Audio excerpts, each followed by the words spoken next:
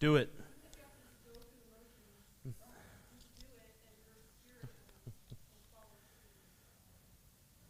As soon as I see it up there and ready, we're gonna jump in semi-quickly today because, like I said, I'm really excited and it's gonna be really dense. But I also want to have space and opportunity for people to ask questions, because it's gonna be really important to engage with this. So, oh my gosh, the flowers in front of me look really cool. It looks like it's like a bright shot, like it's a bright orange on the video that I can see. Sorry to anybody who's watching this online. I'm like watching this and myself, which is kind of weird. It's just cool. It's a really bright orange. I like it. You get to see that. Well, good morning, everybody. Good morning, everybody here and everybody joining us through the live stream or archived whenever you happen to be watching this. Welcome back to Sunday school. I was telling some of our folks in-house as we were getting ready for this morning, I'm super duper excited for this morning. It's going to be really good. It's going to be dense.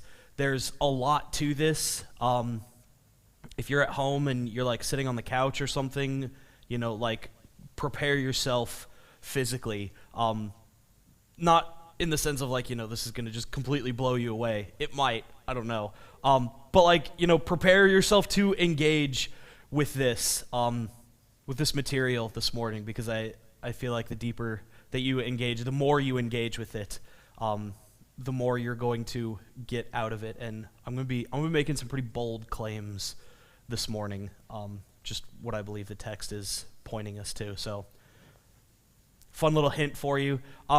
I want to do a couple of things. We're going to pray in just a moment, and so if you're online and you have prayer requests, please get those into the chat, or if you're watching this later in an archive and you have prayer requests, feel free to put those in the comments, or you can also email me or text me. I would love to be able to pray with you at any point. You can call me as well, I guess. I have a cell phone. That's what those are for. Any of those things, feel free to reach out to me and get in touch with me so we can chat. We'd love to pray with you.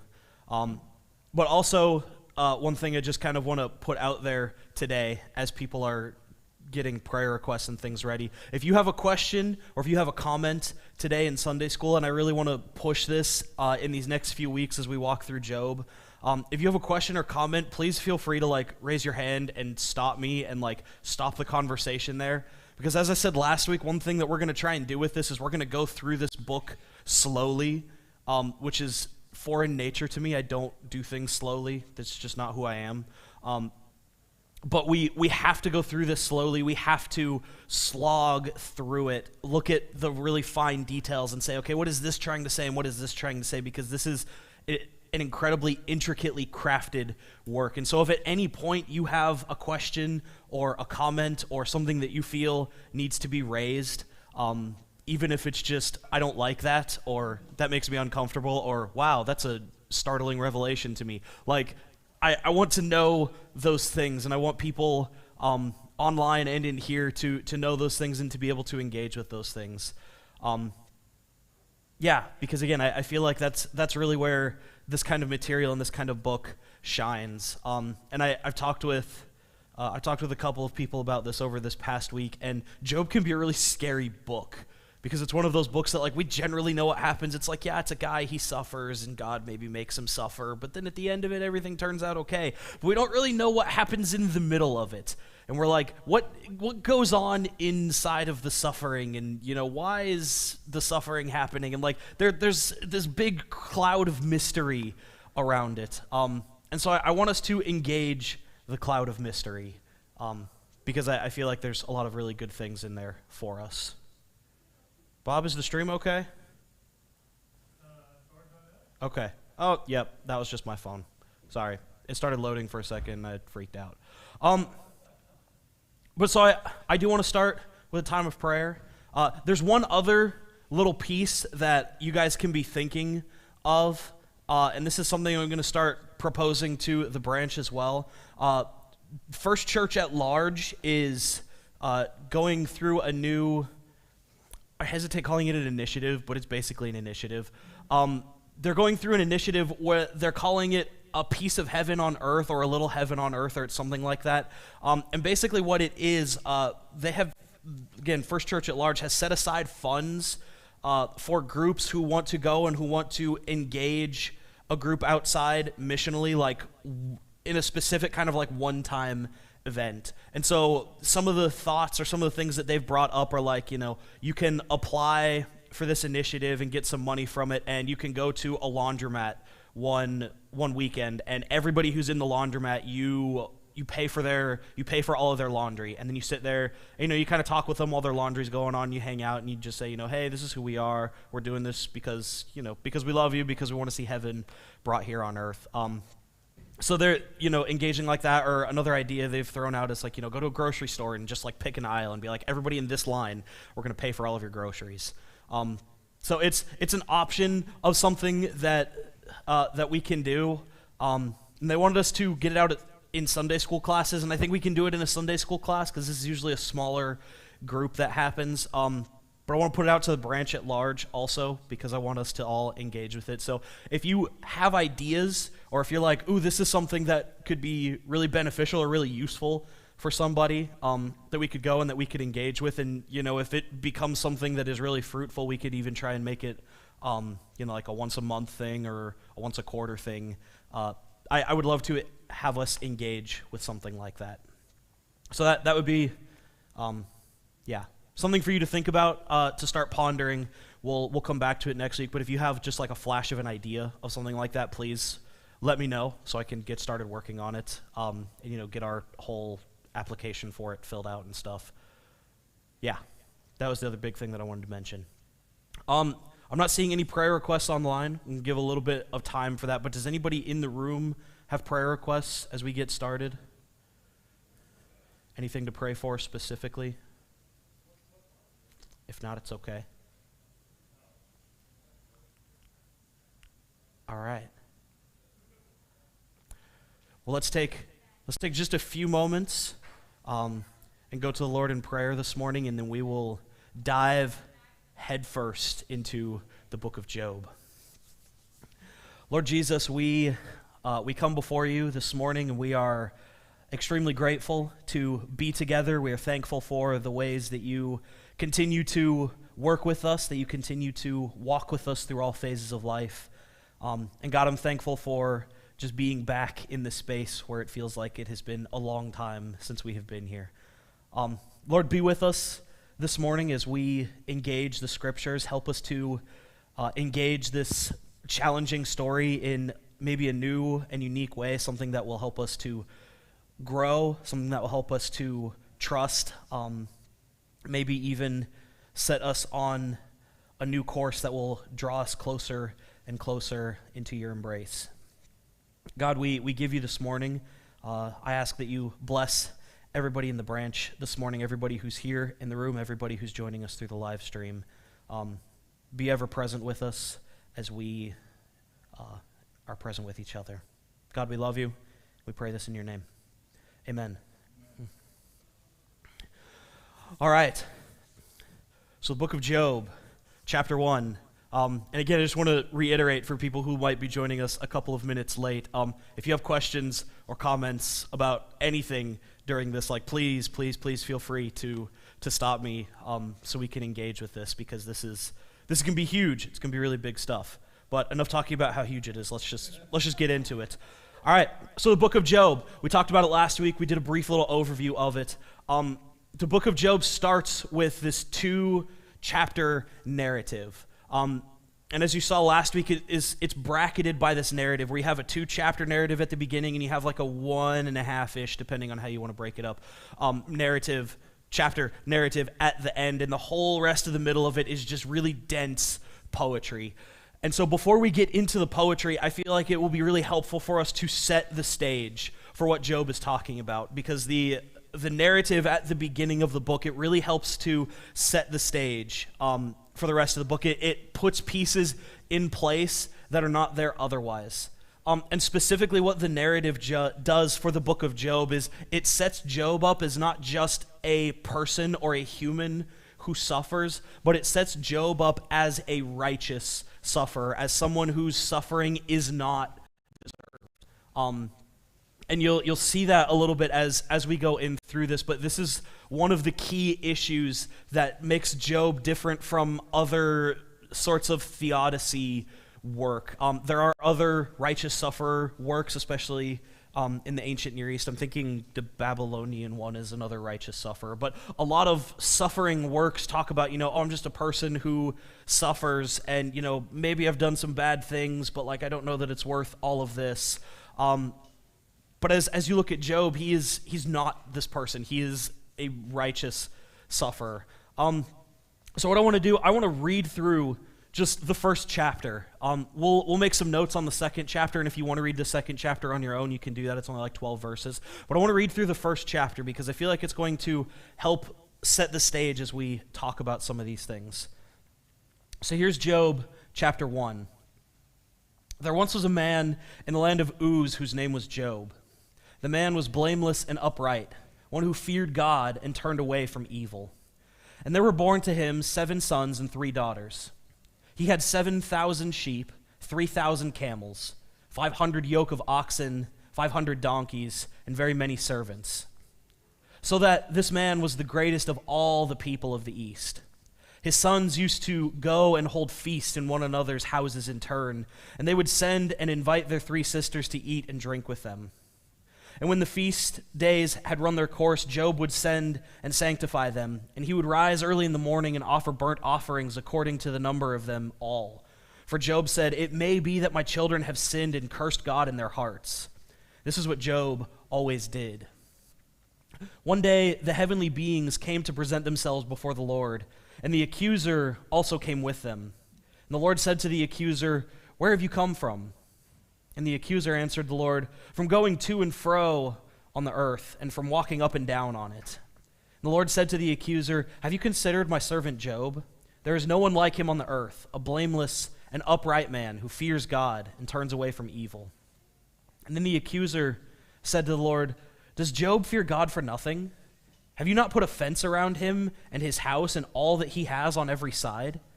You have blessed the work of his hands, and his possessions have increased in the land. But stretch out your hand now and touch all that he has. He will curse you to your face." The Lord said to Satan, "Very well. All that he has is in your power.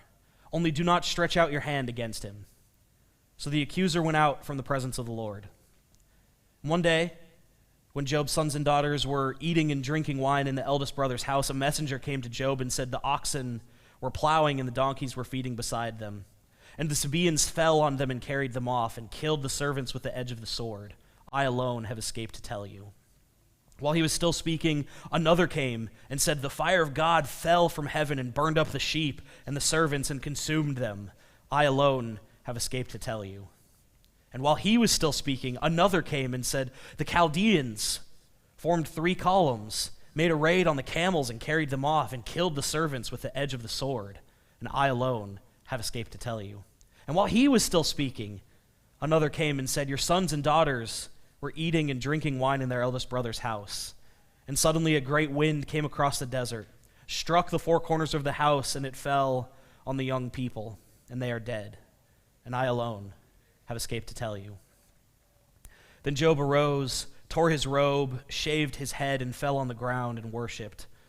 And he said, "Naked I came from my mother's womb, and naked I shall return there. The Lord gave, and the Lord has taken away.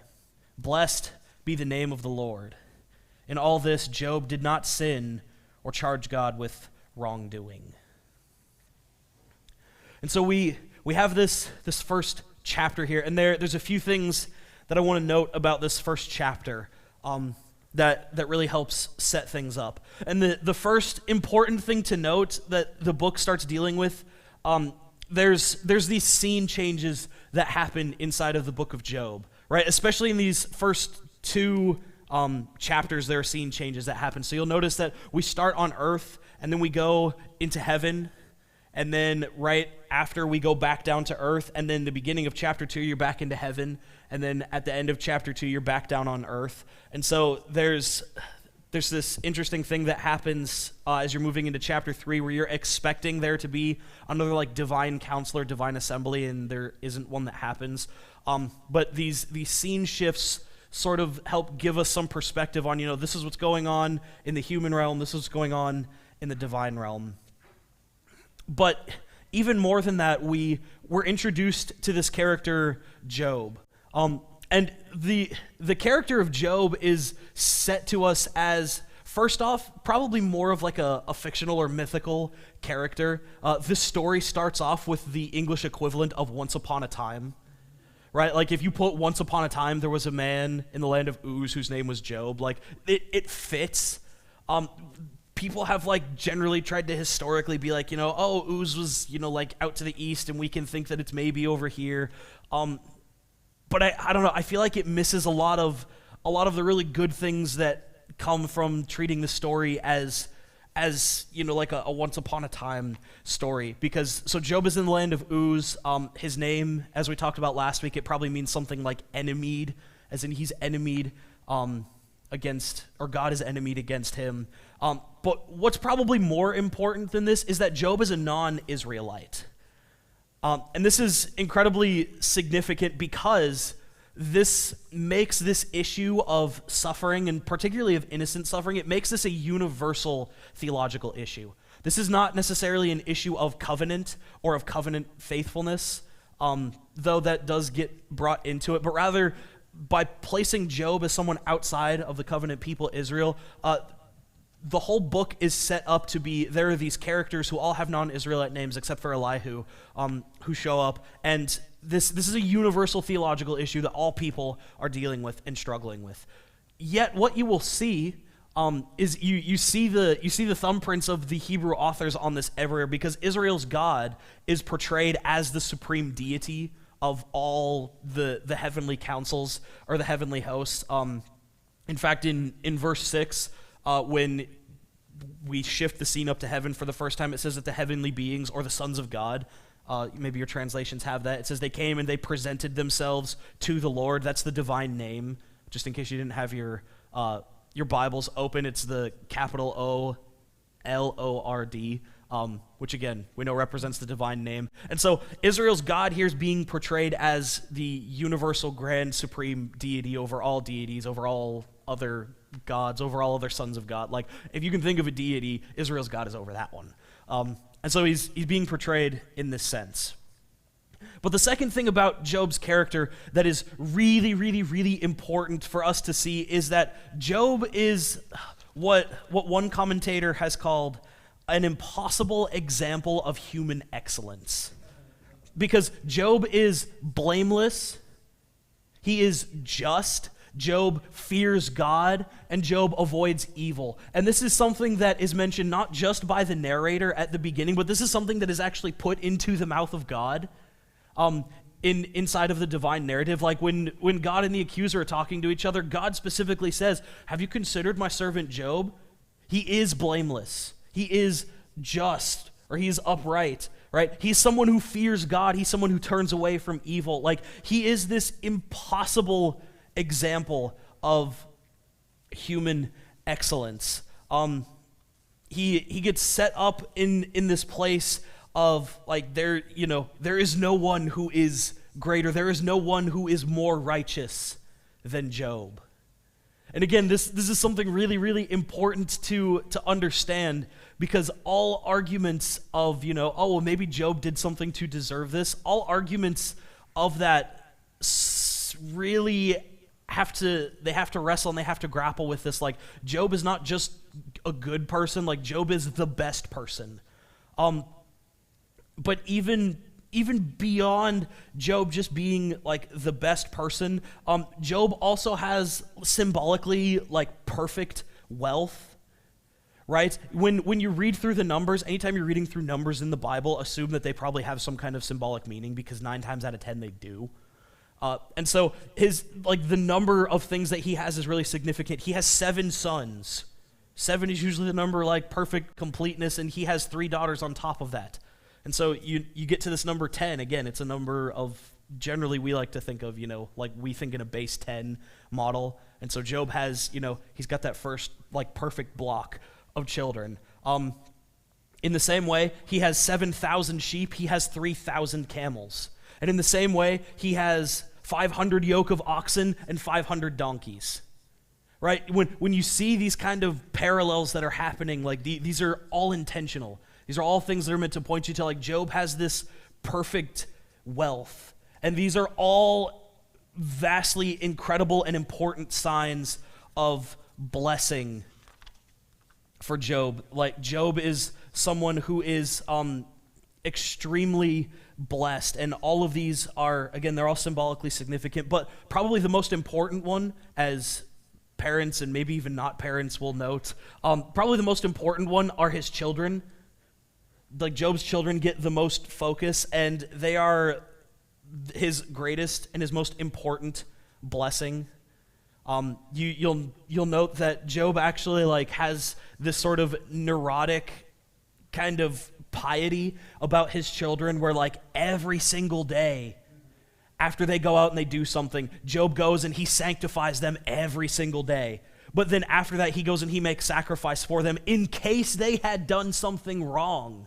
He's like, I don't know if they did something wrong. I don't know, I don't know what's going on, but, like, I'm sacrificing for them. Like, everything's going to be covered. They're going to be good, right? And so Job ends up having this, again, he's got this great blessing. He's got this amazing character. But there's a couple of things inside of it that we should immediately start questioning as we go into this.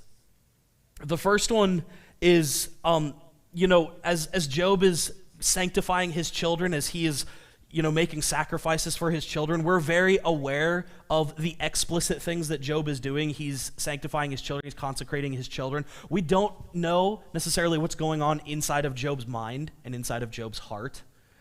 We get little bits and pieces of that throughout the narrative, but this is a question that will be raised throughout the text is, can we possibly know what's going on inside of the human heart and mind? And in addition to that, as I'll raise here in just a little bit, can we know what's going on in the divine heart and mind? Can we know what's happening inside of that? And so there's that first question. The second question that comes out is the question of, is there a relationship between having perfect character and having a perfect life? Right? Job is completely blameless. He is just. He fears God. He avoids evil. And I know a lot of times we think, God doesn't, God doesn't give us blessings just because we've earned it and deserved it. Like, God just gives us blessings just because. And we say that, but when we really dig down deep into it, and this is actually a very biblical way of thinking. If you go read the book of Deuteronomy has this in spades, right? If you are faithful to God, if you are faithful and do the things that you're supposed to do, you'll be blessed. If you are unfaithful and don't do the things that you're supposed to do, you'll be cursed. And so there's this question that immediately gets raised where us as good biblical thinkers and us as just people, right? We come to this and we say, Job has a perfect character. Job is doing all the right things. And so it makes sense that Job has all the right stuff. And maybe we start to push on this a little bit. And if you've ever, interacted with people who are experiencing homelessness or people who have had wealth just, taken away from them unfairly, we have to ask ourselves, do people experiencing homelessness deserve it? Did they just make all of the wrong choices and now they're just stuck in this thing because of their choices and there's not a whole lot else we can do about it? Or is there something bigger? Is there something else at play here apart from just do the right things and the right things will happen to you? Because it seems like this is the dichotomy that's set up, and all too often this is the dichotomy that we fall back into. Do the right things and the right things will happen to you. Or as I've heard some people in our branch fam say, good choices equal good consequences and bad choices equal bad consequences. And this is like the mode that we dictate our life by, because as a general rule, it plays out that way. And we see that. And the book of Job presents us with the ultimate case of this and says, here is a person who is 100% perfect. He is blameless. He is completely just. He fears God. He avoids evil. There is no one better than Job. And so what do we have to say about a person like that who suffers?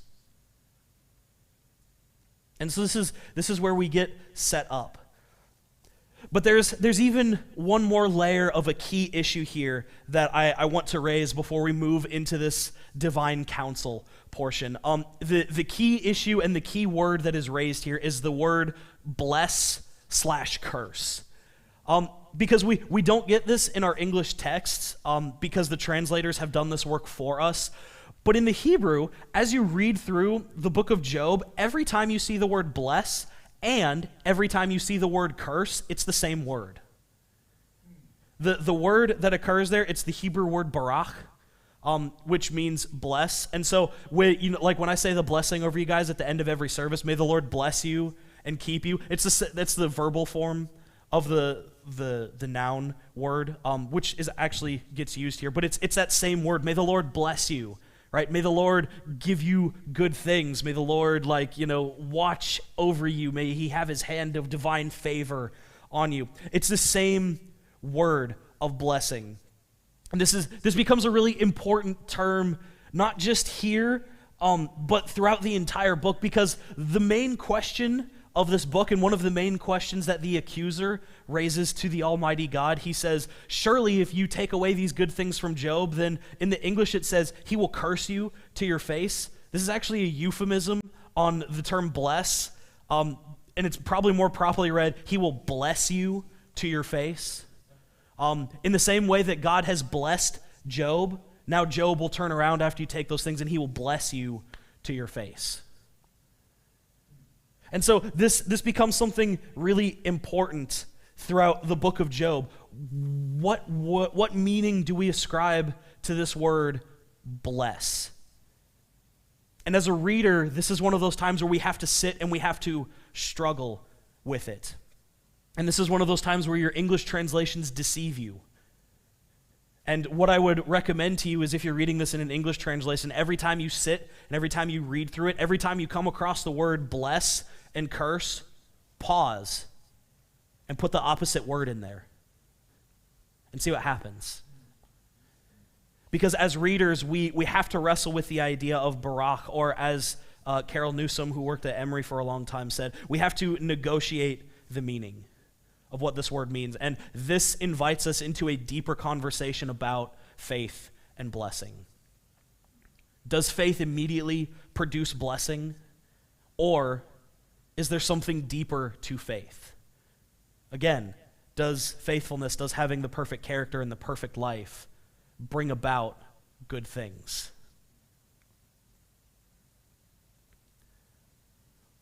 And so, again, this word bless brings about these two big questions. Will Job bless God to the face? Like right in his face, will he give God blessings? But then the second question, and again, we've talked about this a little bit, does all of Job's hard work, does all of Job's religious and pious work, do all of those things secure blessing from God? Right, Job, again, he's blameless, he's righteous, he fears God, he avoids evil, he makes sacrifices for all of his children. He sanctifies them every single day. I don't know how he has time to do anything else. But does all of Job's work, does that secure divine blessing from God? Is that the thing where it's like, God just looks at that and is like, see, that's the guy, I'm going to give him all of the things. Does it secure that divine blessing? This is a question that we have to ask. So let's move now into our first scene change. So the first scene presents us with Job, and we start asking these questions, right? Okay, perfect guy, perfect life, seems to have it all made, does all of these really awesome things for his children. And then we switch over to the heavenly realms, and God is having a divine counsel, as God is often to do in the Hebrew Bible. You see this happening semi-frequently. And probably the biggest point that I want to point us to here, and my English Bible has this word translated as a proper name, and I actually slipped up once. I don't know if you caught me as I was reading it, but I had it in the back of my mind. I'm like, dang it, I said it, and I didn't mean to say it. So God has this divine counsel, and the sons of God, all of these heavenly divine beings are there. And among them comes this character who in the Hebrew scriptures is called Ha-Satan. It's the definite article is the word ha, and then Satan is the word. And the word simply just means the accuser, right? The one who accuses, right? Or the one who brings up different things that other people need to consider. And what's interesting about the accuser here is the accuser seems to function as an extension of the divine personality. And this is something that I think we really need to sit with for a second, because I know that as I've worked through the book of Job, this is one of like the few instances, especially in the Hebrew Bible, this is one of the few instances where Satan or the devil shows up. But that's us taking our interpretation and reading it back onto the text. And again, if you're reading in your English Bible and this word comes across as Satan, hopefully my Bible has a little mark here that translates and it says it's Satan or it's the accuser. It's the Hebrew word hasatan, because they're trying to be faithful with it. And because this is a really big sticking point for this book, right? Because this accuser presents us with sort of a dilemma here. If we want to take this accuser as an extension of the divine personality, if this accuser is acting in accordance with what God wants, then Job truly is enemied against God. Like there is something that's going on here that makes us just want to say, why? What is going on? What is happening inside of this? And if you're a traditional monotheist, if you think that there is one God and one God alone, then this is something that we must wrestle with. Because it means that not only is God like overseeing and in charge of all things, but that means that God also has some hand, whether it's passive or active, and that's a philosophical debate for another time, but God has some kind of hand in the evil, in the suffering, whatever that may be. But on the other hand, and the way that we've tried to avoid this over the years is we've created this accuser character, we've created this Satan character, and it's not just us, this is like tradition that's been handed down to us. This Satan character has become sort of this second God who is, granted, subservient to the almighty Lord, but is still a like God figure, and that God is the one is responsible for all evil. And so anytime something bad happens, it's Hasatan. It's the bad God that did it, and the good God is going to be the one that rescues me from it. And friends, this is not the picture that Job is painting. In my mind, this is not the picture that Job is painting for us. And I think when we read through even just some of the descriptions of what Hasatan is doing, right? The Lord says to the accuser, "Where have you come from?" And the accuser says to the Lord, "I'm going to and fro on the earth. I'm walking up and down on it." We have a tendency to read a New Testament verse back into that where it says that the devil, that the evil one is like he's a roaring lion. He's on the prowl looking for whom he may devour. And we read that because it's like, okay, there's the accuser and the devil or the Satan language, and he's moving to and fro on the earth. He's looking around for whom he may devour. Like that seems to be a natural connection. And I'm not denying that there definitely could be something there, but I don't know that it fits inside of the rest of this, because if the devil is just looking for whom he may devour, and he comes before God, and then God is like, "Oh, hey devil, where have you come from?" And the devil's just like, "Oh, I've been walking about to and fro on the earth." And the devil's like, "Since you've been walking around, have you thought about Job? Like, let me tell you about this guy Job, because there ain't no way you're going to be able to touch him." And to me, that just like, I don't know, there's something about that really rubs me the wrong way, because now it's not God that's responsible for, even just signing off on the suffering, but now God is like putting Job in the position, like right in the forefront, where it's like, "Hey, Satan, you might be doing all this other stuff on the earth, but like, look at my poster child, Job, right? Like, let me just smack him in your face for a second and like, take a look at this guy. You think you can take him on?" And it's just, I don't know. There's something about that really strikes me as not divinely just, which is what this book wrestles with. But instead, what I see inside of this is, if this accuser is part of the divine personality, if this accuser is acting on behalf of God, then really this is saying that, God has agents, God has people or beings walking throughout the earth, going to and fro on the earth and seeing all of these different things, and the accuser comes before God, and God says to him, you've been going to and fro on the earth. Have you seen Job? Have you seen the awesome things that he's been doing? Like, you want to accuse something, you want to, we want to have this dialogue about how the universe is running, about how awesome and good things are, about, what do we need to change or what do we need to fix? Again, we're thinking like divine counsel realm. Have you considered Job? Have you thought about Job, my servant? He's blameless, and it goes into all of these things. And so the accuser, he fits into this role, and really he becomes very personified in this role as the one who brings about the dialogue between these two really important characteristics, between what Seow calls the divine trust and the divine doubt. It's this question of, ultimately, why does God give blessing, right? And this is a huge subject.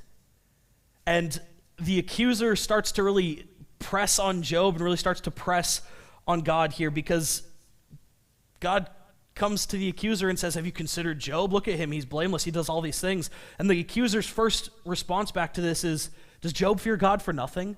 Like, the accuser seems to sort of accept all of these different things about Job. We don't really know like what he accepts or what he doesn't, but he seems to like zero in on this one descriptor of Job, that he's a fearer of God. And he like really focuses in and lasers on it. Because again, God's praise of Job is noteworthy. And it's really important for us to see, but the accuser lasers in on this fear of God, and he says, does Job fear you? Does Job really fear God for nothing? Have you not put up a fence around him and on all that he has on every side? And you have blessed the work of his hands, and his possessions have increased throughout the land? And this is an interesting question, right? And it takes us a second maybe to sit with this.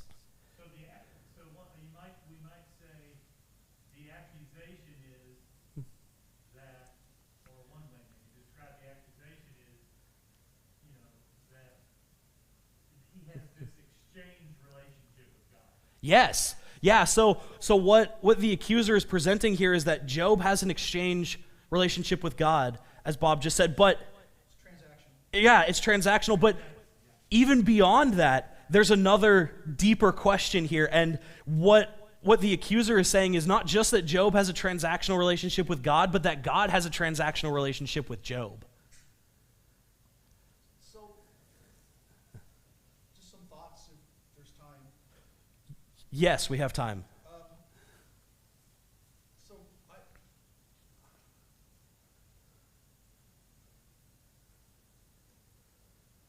I find myself thinking about this story in... I'm going to give you this just so people can hear, because it's going to be really hard for me to... Yeah. That would be great. I just want people to be able to hear what you're saying. Okay. So I don't know, this is just what's going through my head right now too, is I started finding myself thinking about this in the context of the fallen world. Mm-hmm. So, the world is in a fallen state. It's not perfect as it was created because of Adam and Eve's sin. So we have a broken world that I find myself thinking that may be part of this story, is trying to reconcile what reality is now in a fallen world where there is death and there is disease and there's tragedy and there's suffering. And it almost seems too that not only is the accuser, just like you said, when we started talking about the transactional relationships, so the accuser is, so let me back up. So I think part of the council conversation that I started making a backstory in my head is that again, recognizing that it's a fallen world, and the accuser is walking around pointing out how broken everything is, and possibly accusing God of the brokenness. Yeah. And in that context, then God says, yeah, okay, yeah, it's broken, but check out Job. Mm-hmm. Here's a person who is representing the unbrokenness that used to be. Yeah. And then the accuser is not only accusing Job, he's also accusing God. Totally. By saying, well, yeah, because you guys have this thing going. And yeah, if everybody else had that going, then it wouldn't be a problem. Yeah, absolutely. Yes. No, and I think David's 100% right. Tara said, vaguely hear, cannot hear what he said. So I'll sum up really quick, and we'll work on that. But basically, what David had said is, if you think about this in the context of a fallen world, or in a world of fallenness where things are broken, if the accuser is walking to and fro on the earth and is pointing out, here's a place where things are broken, or here's a place where things are not working, God could present a counterexample and say, yeah, well, have you considered Job?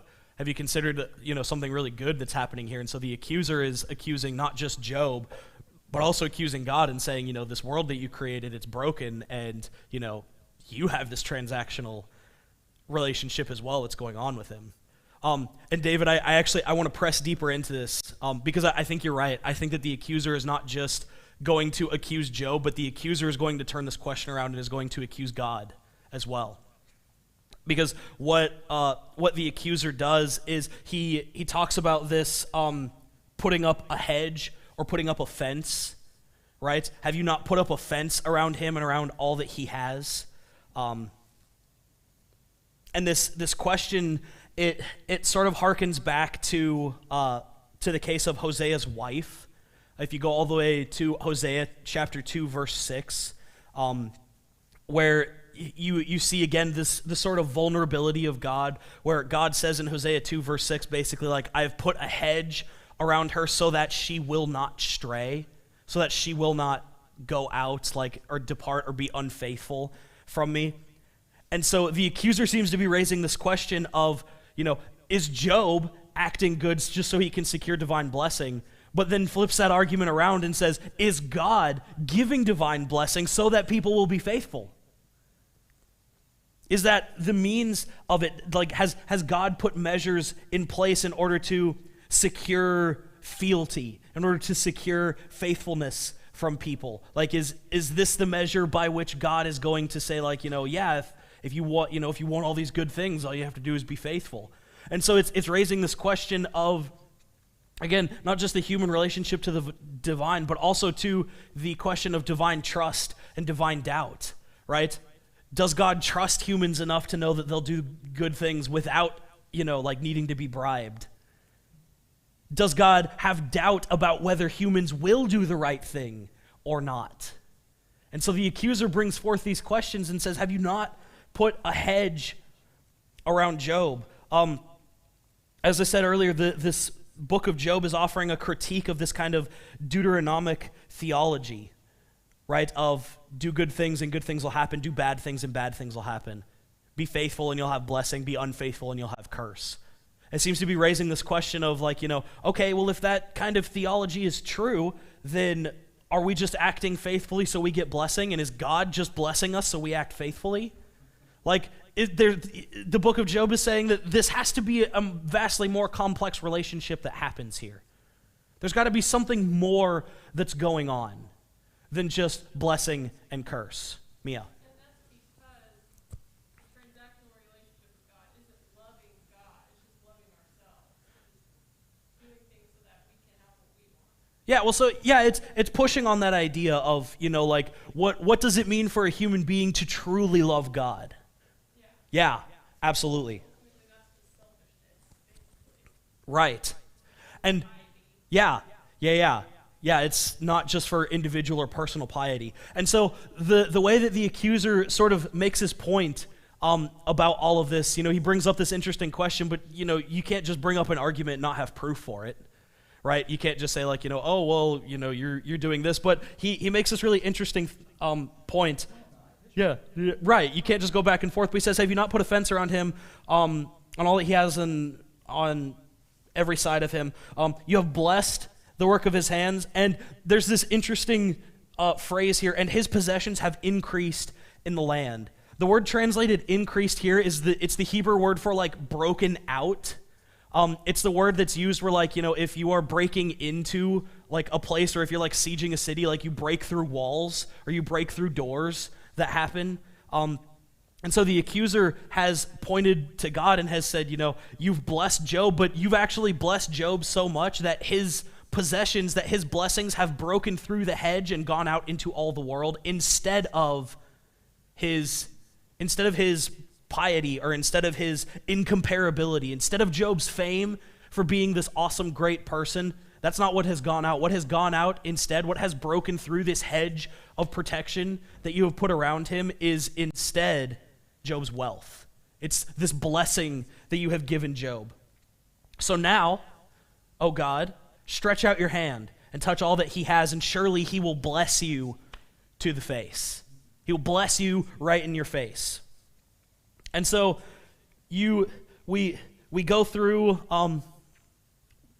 this divine counsel part, and then really quickly we'll flip back to the scene back on earth, where the destruction that is wrought by this divine counsel, where we don't know temporally how everything works, but the destruction that is wrought by this divine counsel, it reverses, like literally reverses, all that Job has.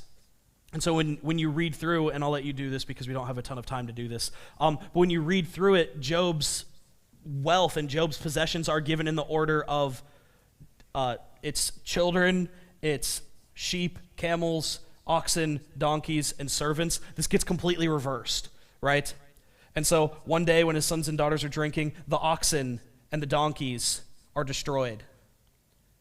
And then the servants, the sheep and the servants are consumed. And then the Chaldeans come and they raid the camels and they take them off. And so literally everything in Job's world is turned upside down. It's this fourfold manifestation of catastrophe. And you'll notice that throughout the end of this chapter, you have all these things are falling, right? A messenger comes and says the ox and the donkeys are plowing, they're feeding, and the Sabaeans came and they fell on them. And then in the same way, the fire of God fell from heaven. And so you have this sort of like downward descent that's happening. And in a very similar way, Job falls at the end of this. But at the end of chapter 1, Job simply falls in worship.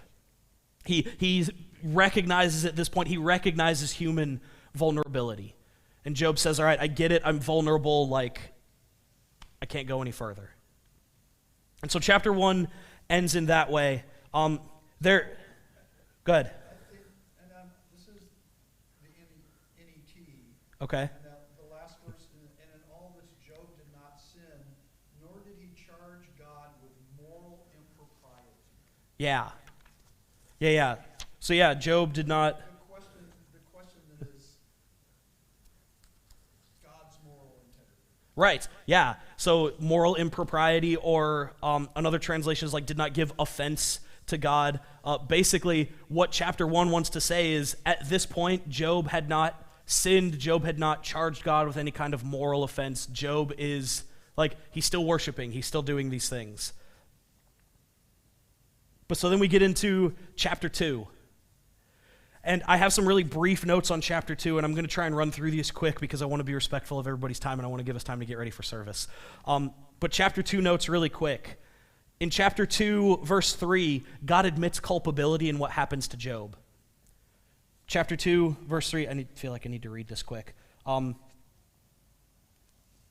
get towards the end of chapter 3, and God is talking to the accuser, and he says that there's no one like Job on earth. He's still blameless and upright. He's still a man who fears God and turns away from evil. He still persists in integrity, although you incited me against him to destroy him for no reason.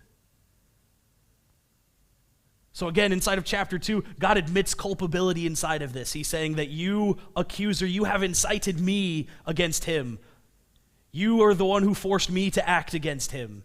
And so God admits culpability inside of this. In verse 6, then, you have God handing over Job's life to the adversary. Again, there's a reversal that happens here. And again, the blessing that I say over everybody at the end of every service is, may the Lord bless you and keep you. The verb keep there is the Hebrew word shamar, and it's the word for like guard and protect and watch over. And it's the same word that's used here. It says that God hands over Job's life to the adversary, so the adversary shamars Job instead of God. And this is interesting, right? Because it's a reversal of this blessing. It's a reversal of the way that God normally does things. And again, we're sort of questioning, like, what is God doing? Like, the divine character is starting to be called into question. Does God really hand us over to an adversary? Like, to be guarded, to be watched over? Thus Job's name, enemy. Right, thus Job's name, enemied. Job's affliction in chapter 2 is where he gets afflicted. But Job's affliction in chapter 2, it's a mirror of Deuteronomy 28:35, which describes curses for people who are unfaithful. You can go and you can read both of those different things, but more or less it says that when you are unfaithful, you have these very outward sores that curse you from the tip of your head down to the very soles of your feet. It's a very, very specific phrase that happens, and it's almost a direct mirror to what Job happens here. So Job's sickness is seen to the rest of the outside world, and especially to people who know Torah. Job's sickness is seen as a sign of a divine curse. Like, Job's sickness is seen as a sign of someone who has been unfaithful. How do they relate in time? So does the book of Job precede the writings of the Torah, or after, or do we know? So based on what I'm remembering right now, the Torah, specifically Deuteronomy, was probably one of the earliest cores that happened, and so Torah would have preceded Job. Job is probably a later Second Temple writing that happened. So you have Job's affliction here being seen as a mirror, and again as a sign of divine curse. And then at the very end of chapter 2, it says Job did not sin with his lips, specifically. Verse 10. Job is talking to his wife. It's the only time his wife appears. She's an interesting character. You can go read about her. But Job talks to his wife, and he says, shall we receive the good at the hand of God and not receive the bad? And in all this, Job did not sin with his lips. This is a really odd phrase, right? Because at the last one, it said, specifically, Job did not sin or charge God with any wrongdoing. But now the author here has seemed to shift a little bit and seemed to say, Job didn't sin with his lips, but he seems to be kind of on this really bad downward spiral where it's like, okay, if Job didn't sin with his lips, did he sin in his heart? He didn't say outright, this is wrong, but in his heart, is he going God, this really sucks? You done bad to me? You done messed up? Right. And then we get into chapter 3 and we start to see the internal start coming out. But again, there's this question of, we don't know what goes on in the human heart. We don't know what happens inside of the human mind. And so the narrator here is putting us forward and is saying, in all of this, Job simply didn't sin with his lips. And there's this ominous movement of Job from extremely pious efforts in chapter 1, verse 5, where he's consecrating and sanctifying his children, and he's making sacrifices for them at all times, to this outward confession that Job makes at the end of chapter 1, right, where he's like, God gives and God takes away, to this very strange statement of, in all things, or in this, Job did not sin with his lips. There seems to be this extremely steep slope that Job is going down. And so I want to wrap up. We're 5 minutes over what we normally go to. But this is really dense and this is really good, and I want to make sure that we have time next week to really sit with Job's first poem. And so here are some really big questions for you to think about. And again, feel free to email me or comment or call me or whatever you need to do with these questions. But big questions from chapter 1 and chapter 2. Is the human relationship with God primarily utilitarian? Is it primarily transactional? Or maybe to put this question in another way, what if the consequence of the relationship with the divine is suffering and not blessing? Question 2, do people worship God simply because God is God, or do people worship God only when and only because God is good? If God was, in our experience, not good, would we still worship? Question 3, what if God is arbitrary and vulnerable? What if God gives sufferings and gives blessings, just sort of on a whim, as the experience of Job and as Job's words will express? And then question 4, what's inside of the human heart, as opposed to what humans say or do, and what are their convictions in the face of a God who does not meet common expectations? Can we know what's going on inside of the human heart? Can we even know what's going on inside of our own heart? And what do we do with our convictions in the face of a God who does not meet common expectations, who doesn't fit inside of the Deuteronomistic model of be faithful and get blessing, be unfaithful and get curses? What do we do with that? How do we engage with that? And so these are really big questions. They're really important questions. They're things to think about and to sit with. And so I encourage you, if you need to, you can come back and watch this. If you want a copy of my note page from this, if you can decipher my handwriting, I'm happy to send you my notes as well, and you can look over some of these things. But I encourage you to sit and wrestle with this, because I feel like this really pushes us outside of the bounds of what we traditionally know of God. And again, it forces us to look at some long-held assumptions that we may have had, where the system of be faithful and get blessed, be unfaithful and get cursed, really does play out in our lives more frequently than we like to admit. And when we don't challenge it, it becomes our base assumption. And so when we see someone who's suffering, our immediate thought, probably unconsciously, is, oh, that person must have done something wrong. Or, oh, that person's bad. And this really starts to challenge that underlying assumption. But then it pushes us even one more step further and says, what is my relationship to God? Do I worship God only to get good things? Do I believe God only gives me good things in order that I will worship him? What's the human relationship with the divine? How do we interact with a God who does not meet our expectations? I would say final thoughts, questions, or comments, but I want to leave you with that. And again, I want to give us time to get set up and stuff for worship this morning. So thank you all a ton for being here and for being with us. Again, if you have questions or comments, email me, text me, call me. You know how to get a hold of me. If you don't know how to get a hold of me, put comments and stuff on the YouTube video, and I will more than happily read those and get back to you, because I see them when they pop up. It's really cool. Yeah. But other than that, thank you. I hope that you'll join us in 15 or so minutes for worship this morning.